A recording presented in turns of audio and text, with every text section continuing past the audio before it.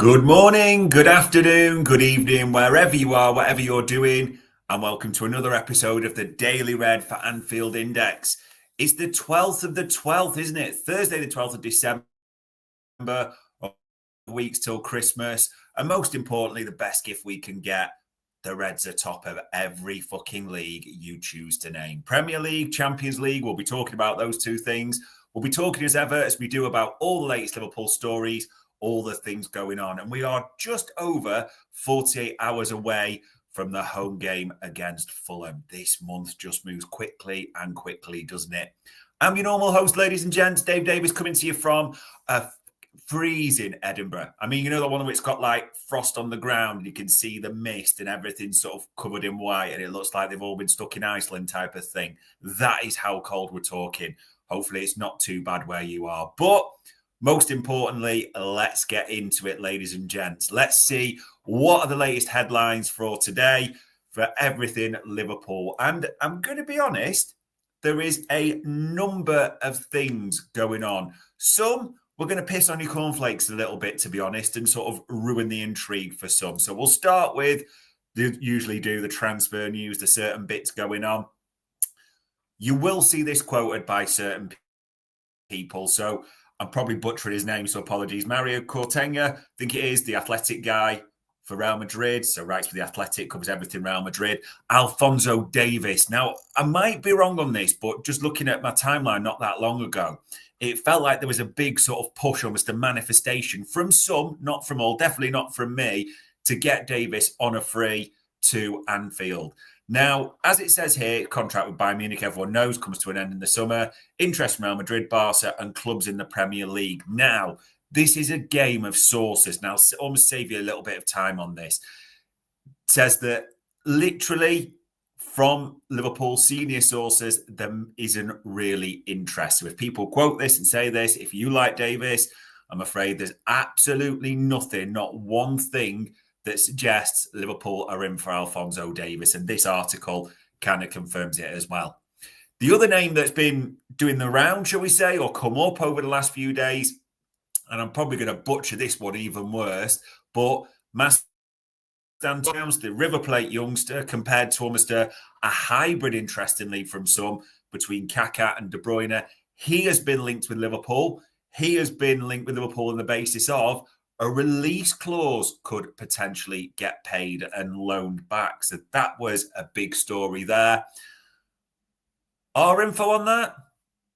You're going to have to wait, I'm afraid, ladies and gents, because at 6:30 tonight, we have got South American Stardust on the docket. So you'll be able to listen to that and get the take and everything we've got around Mastantuono. Probably butchering his name, but it doesn't really matter too much, does it? The João Pedro talk doing the rounds as well. Again, struggling to see that, as we've said before, for various reasons. But it is only a couple of weeks out, realistically, isn't it?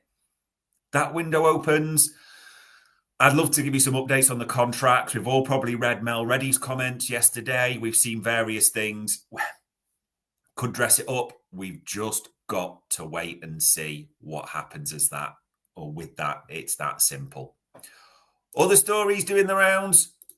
Joe Gomez, the unsung hero. Now, this is in quite a few of the nationals, to be fair, Joe Gomez speaking, and he doesn't talk too often, so it usually carries a bit of brevity, doesn't it, when Joe, that's a good word for a Thursday, when Joe Gomez does speak in that regard. So, it's a shout out to Lewis Steele for this, because that's the one we picked from the Daily Mail, talks about his sort of renaissance under Arne Slot. There's a couple of quotes it's worth reviewing here. This one, when he talks about the summer and that deal for Anthony Gordon, I think some people still didn't believe it, but Joe Gomez was pretty unequivocal. It's definitely for real. My focus was always on the club, but I know how blessed I am to be here. Shout out to Sam Maguire for this, because Sam Maguire had that exclusive. I know other people have said that. No, Sam Maguire was the first to break that Joe Gomez could have left Liverpool last summer. And obviously this story developed, didn't it, that it was lined up with Anthony Gordon coming to Anfield, Joe Gomez going to Newcastle. The valuations of 45 million for Gomez, 75 million for Anthony Gordon. So however you dressed it up, a 30 million cash switch as well. Ahead. maybe not the worst thing in the world looking back, especially from how much we've needed Gomez with Big Ibu being out as well. So yeah, he confirmed that's for real. The other couple of things it's worth calling out from the article is you almost forget this as well because he gets praised by so many members of staff. Also, a funny little thing. He nearly scored the other night, didn't he, Joe Gomez? That was amazing. Said going up for corners is a big thing. That is one thing that has hindered me this whole time, as I was never up, so my odds have been boosted. So he is going up for corners, and we saw that one, Giroud, the first half, so close before Paulo Gazzaniga tips it over. So maybe it's coming. Maybe that's a bit of a jump. The other thing that you kind of forget in the article as well, this is crazy. Joe Gomez this summer will have been at Liverpool 10 years. A decade. That type of service is almost unheard of, isn't it, in the modern era? Let's be completely honest. So, yeah, it will be interesting. If it is 10 years, will Joe Gomez get a testimonial? Will Joe Gomez still be here next season? That is naturally a question for the future.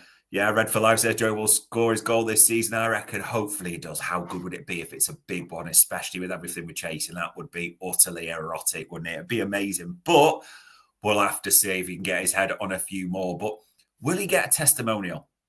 Will he still be here? I mean, Newcastle, Villa apparently was close to last summer, as we said on the transfer show. We're just going to have to see what unfolds with Joe Gomez. But he's massively important to us at the moment, isn't he? No two ways about it, especially with Ibu out. Fingers crossed he'll be back soon. Other news that's coming up, and there's a sad element to this. There really is. Darwin Núñez, late yesterday, last night, he took to social media, didn't he? And there's that quote there. They are not all, they are some. Thank you, Reds, for your support. We are all still together. I'll be honest, first clocked this, I was like, what's this about? And then if you've seen his Instagram profile, he put that resiliencer, didn't he, statement on. And unfortunately, as people like me were like, what's going on with this? There's some fucking morons in our fan base. There really is at times. Personally abusing Darwin Núñez and personally abusing, as some people screenshot, which is horrible, his pregnant partner. I mean, if you're doing that, what is wrong with you? Like, just to be clear, because I've seen other people come back on this going, oh, we're not allowed to criticise, not allowed to analyse. You can criticise. It's called analysis. That's what pundits do. Sometimes they'll say a player played well. Sometimes they'll say a player played badly. They'll explain why. That's called analysis. Like me at the moment, my analysis of Núñez, I think I watched Darwin Núñez and he is utterly devoid of confidence. He's gone into one of those real, because he is a peak and trough player. He really is. He's streaky, as they'd say back in the day. His troughs are really bad. We saw that at the end of last season. Really is in a moment where he's just devoid of confidence. He almost looks fearful of the ball, I think, at times. Not doubting his work rate, not doubting his effort, not doubting the defensive side to his game, not for 1 second. At the same time, I am probably like you. It'd be interesting to see your comments on this. Feel free to throw them in. I am still a little bit unsure exactly of what Arne Slot wants from his side in a Liverpool side. Now, I've seen all sorts of people reference Jota, Bobby. I know Bobby does not here anymore, but that nature of that forward, Núñez being the square peg in the round hole, which I can understand that as well. It's still ultimately a bit of a struggle for me to say this is exactly what Arne Slot is looking for. And Red for Life, I think, sums it up well. People are trashing him really badly. He's a Red. As long as he's at this club, we should support him. Yeah, absolutely. When he plays for us, you're giving him backing and support. Fortunately, I think that's a fair comment, Red for Life. He does pay attention to and does seem to be very affected by social media, which is a bit of a shame. And I know there'll be the argument over thicker skin needed, etc. People will see it different. But yeah, just to be unequivocally clear, those people that are seeing the screenshots abusing his pregnant partner, just fuck off. No one's interested in having you in our fan base whatsoever. And Midnight Toker puts, Nunes will always have my backing when he wears the shirt. And ultimately, his long-term future, most likely you'd suspect, is not at Anfield. But whilst he's here, he can play an important part as we're going for trophies on all fronts. Let's all remember that. And while he's on the pitch, get behind him. The rest will work itself out.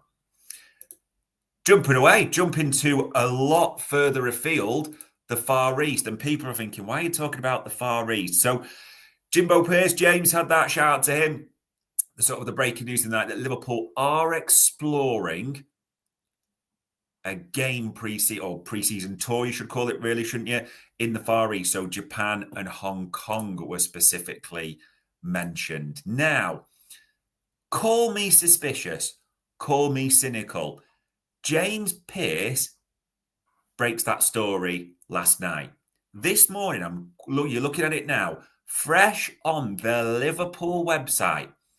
Kelleher, Salah, and Elliot's reactions to famous Liverpool moments. In-flight entertainment, as they call the segment. Sponsored by Japan Airlines, who now have at Anfield, as it says, a Japan Airlines lounge as well. So that's going to be, I've not seen, I don't know where that is. I don't know if that's hospitality. I've been making up and lying to you. But call me cynical. You may think there's something in this. Now, it's about 11 minutes long or so, but honestly, it's quite funny, actually. So I'm just going to play a small snippet from it. Well worth a good sort of 10 minutes of your day or so. So let's have a look at this one. That's a good clearance from Matty. My first year, 7 years ago, almost 8 years ago.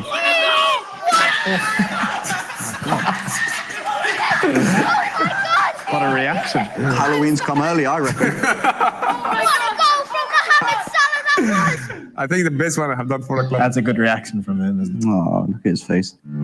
Is it all just about him today? Yeah, I think it is. Guys, it's... Oh, wow. Is that good? Brilliant, Mo! Good acting, that one. Nice shoe. I'm not going to ruin the whole thing for you because there's a few more funny ones in there as well. And we get to see, naturally, as we like, a little bit more of Queeve, Salah, Elliot's personality. So if you do get sort of 10, 15 minute, whatever of your day, well worth a watch. But yeah, call me cynical just in case you missed that. James Pearce breaks the story that Liverpool may be going to Japan and Hong Kong for pre-season next summer. And Japan Airlines drop a video with these three on it. We'll see. Anyway, just my thoughts. Last night as well, we didn't play, but look at the sexiness of that Champions League table. I mean, they could stick that on Pornhub, couldn't they, ladies and gents, and just watch the views and the ads or whatever roll in off that. The Champions League table, Liverpool played 6, won 6. Even this, 13 goals and only conceded a solitary one. Do you remember that solitary one? I had to think for a second. Christian Pulisic, do you remember the very opening few minutes? If Tsimikas hadn't had that brain fart, we'd have clean sheets across the board. And as Red for Life says there, top of every league you care to name. That's all you need to tell your mates who support other teams. Interesting, there's a few English teams there, isn't there? Villa, Arsenal. It's a shame in a way because you're hoping they kind of, it looks like they're probably, well, actually, let me rewind that. It's so tight. I mean, there's some surprising ones in there, aren't there? Brest, Lille. But look at that. 8th down to 19th. Sounds weird, doesn't it? Is only 3 points. The picture could still change. It'd be great if these two dropped into that just to have, probably not Villa, don't get me wrong, but Arsenal especially, just to get some extra gains. That would be absolutely brilliant. Look at this. Is just crazy. Who would have bet on, again, it's weird saying this, but 20th and 22nd, City. Now, someone's saying, why are you talking about this? This could be good for us. It really could. Because Jay from Scouser Tommy actually spotted this and tweeted it. So fair shout out to Jay. If City do qualify and end up in the playoffs, you know, the two-legged games where you have to play two-leg, the second leg of that playoff is just before we go to the Etihad. So keep that in mind. If City do come in the positions where they have to play a two-legged playoff, the second leg of that is just before we go to the Etihad. So the hope is, especially with the way they're going, that that's a meaningful game. They have to really pile it on. I mean, we're dreaming and I'm getting greedy as fuck saying this, but imagine if that went to extra time. That's the dream. And maybe someone is going to say you are being ultimately greedy, and I absolutely am. But yeah, if we could get extra minutes out of City, I mean, their legs are already crumpled. How good would that be for us? So just to consider that. And yes, Helia Matthias puts there, they have got PSG. That is going to be a tough game. It's weird, isn't it? We do want City, as I say, to qualify, go into that qualifying round for the two extra games. So we'll see what happens there. And just because I want to bring up on the screen, someone may just ask, what have we got left to do? I won't say the throwaway fixtures, but you're looking for a rotation into Jan, there. Lille on the Tuesday, the 21st.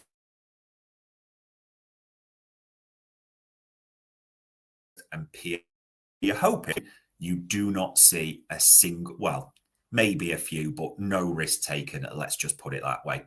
So yeah, Champions League, we get to park that for a little while now, don't we, ladies and gents? What's coming up on AI content? What's out there? So this is an interesting story, and someone's going to read this wrong about Liverpool entering partnerships with Saudi investors. The only thing I would say, it's an interesting story. The effect on Liverpool's finances? Fuck all.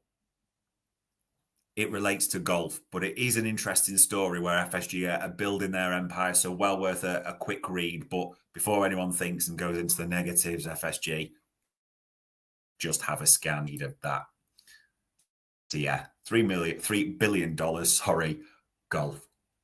Also AI content that we wanted to call out for you. A couple of things. On our video channel on YouTube, this one, well worth a read. So another in the series, the Fatigue Index. So this is Sai with Emily Joyce, who is a professional player. So an interesting one about the ACL, but from a player's perspective as well. So well worth a watch, well worth a listen if you prefer to download it, as we know that way. Live for you today, we have got a veritable feast for the eyes and the ears, ladies and gents. We really have. So as well, coming up in, if you've got your lunch break and something to do, 1 o'clock, I've got David Lynch joining me for Media Matters. We'll be reviewing Girona, looking ahead to Fulham, all the normal stuff. But the doctor will be in the house later on. That's 4:30 today. We'll be looking at the stats, looking at and previewing Fulham a little bit as well, with a little bit of a special twist that way as well. And then later on, 6:30, I mentioned it before, I'll be joined by Tom Robinson. So editor of Galazzo, South American expert. We've done it many times. He'll be talking through the latest links to South American youngsters linked to Liverpool. And we've got 3 on the docket for you as well at the same time. So that will be interesting to see. Many, many things coming up for you. And then obviously Friday, before you know it, we'll have the Arne Slot press conference. We'll have post-conference presser, Daily Red with Dave, and things just roll, don't they? The games come super thick and super fast for Liverpool. Saturday, 3 o'clock, we know it's Fulham, followed by midweek, that Carabao. You can probably see from all our content when we talk about our wider football and everything we're doing, I'm kind of in the now. And I've been to the Carabao Cup final a couple of times, the FA Cup, the recent ones, when we just batter Chelsea each time. Loved them. Incredible days out. It's all about pots. Liverpool Football Club, Rick Parry line in, was, invented to win trophies. The Carabao. I'm not writing it off. I'm not saying throw the game, just to be clear. But for Carabao at the moment, for me, you play the ultimate, what he considers to be his second string. I really don't want to see Gravenberch, VVD, Salah, anywhere near it. Maybe there might be a few on the bench, who knows? But I'm really looking for the second string to be in the Carabao. And no doubt talking about that tonight later. Chat, G&G, Gags and Grizz will be chatting later on. So they are 7:30. So just, look at what we've got covered for you, ladies and gents. 1 o'clock Media Matters, 4:30 today, Stat Me Up, 6:30 South American Stardust, and 7:30 the G&G Gags and Grizz show. The Housewives favourites are back. We have got you covered galore. And the only wider thing there on football, Midnight Toker's put it on. Anyone think Pep might walk? No. A fat contract. The commitment. We'll have to see what happens with the case, won't we? We know the case is finished. Now the judging panel, if you want to call them that, are deliberating. I genuinely don't believe Pep walks. Maybe we'll see what happens at the end of the season. But they're just like us, aren't they, a little bit, realistically? The legs have gone. To use a Jamie Webster line, the wheels have fallen off, haven't they? Like, we had it with Hendo, Fabinho, when the legs just completely went. They're in that scenario now. So we will see what happens with them. And just remember, in case you missed it, people, we ultimately do want Manchester City to qualify, not for automatic, but for the playoff round, because the second leg would be just before we go to the Etihad. So it'd be great if they had extra time penalties, that the whole caboodle, wouldn't it, with legs gone. And also, they'd have had January. There's links with the likes of Bruno Guimaraes and wider things. So all these things just have a little knock-on effect. And the final thing I want to give you, why I'm talking wider football, Spurs are in a couple of weeks. It looks like we'll be facing them, according to reports, without Mickey van der Ven, who seems to be out for rumoured 2 to 3 weeks, and Romero, their other first-choice centre-half, so out for rumoured 5 to 6 weeks as well. So, it could be Ben Davies, Dragusin, I think it's pronounced. Maybe they might put Archie Gray there. But either way, it ain't bad news that it looks like in a few weeks, we will be going to Spurs with their second string centre-backs. So what a few weeks it pledges to be. Like and subscribe if you've not already. Love everyone getting involved. Thank you to all the comments, everyone who's put them in there. Hopefully you enjoy the rest of your day. Hopefully you enjoy the rest of the content galore we have got coming up for you. But on Thursday, the 12th of December, that was another Media Matters for Anfield Index.